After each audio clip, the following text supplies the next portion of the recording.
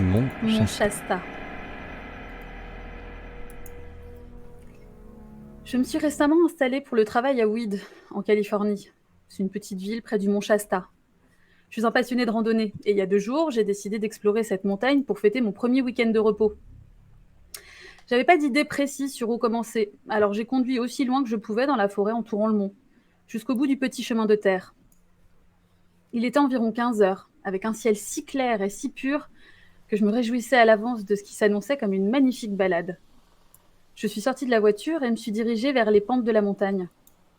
C'était une marche tranquille, une belle promenade entre les arbres, avec autour de moi plein d'oiseaux et d'écureuils qui s'ébattaient dans les branches.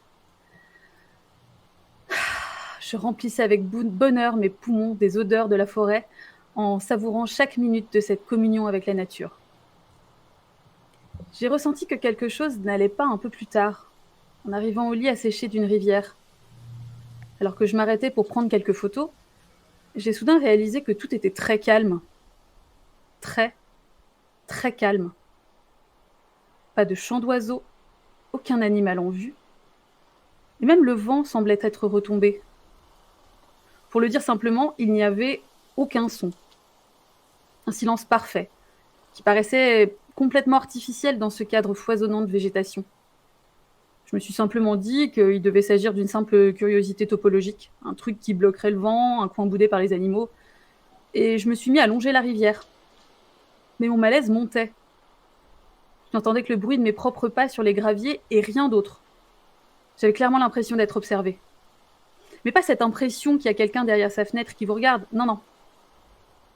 La sensation de traverser une pièce pleine de gens qui se sont tus quand vous êtes entrés et qui maintenant vous suivent du regard, observant le moindre de vos gestes. Je n'avais jamais rien ressenti de semblable, mais je n'ai pas eu trop le temps d'y penser. J'ai soudain entendu quelque chose.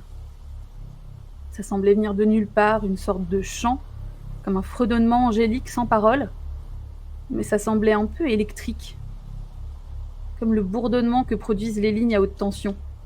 C'était discret, mais je l'entendais assez distinctement dans ce silence complet pour pouvoir évaluer sa provenance.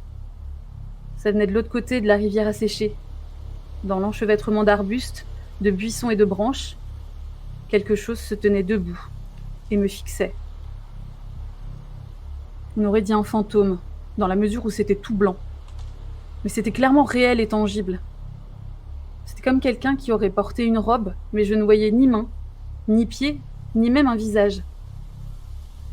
Seule la forme vaguement ovale d'une tête me faisait penser qu'il s'agissait d'un être vivant. Je pouvais sentir qu'il me regardait intensément, comme s'il était aussi surpris que moi et voulait retenir chaque détail de mon apparence.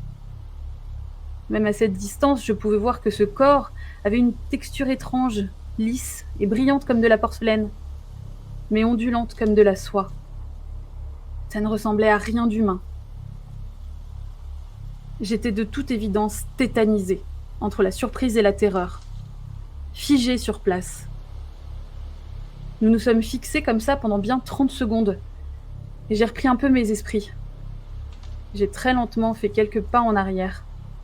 La créature a incliné la tête, comme si elle était surprise, ou curieuse de voir ce que j'allais faire. Le chant est devenu plus fort. Je me suis arrêtée de nouveau.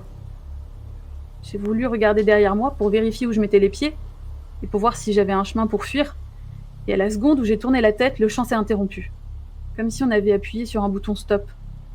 J'ai sursauté et j'ai vite regardé devant moi à nouveau. La créature avait disparu. Il n'y avait pas le moindre signe qu'elle avait été là une seconde auparavant. J'ai tourné les talons et j'ai détalé à toute vitesse. Je pouvais encore sentir qu'on m'observait sur la droite, la gauche derrière moi et de tous les côtés.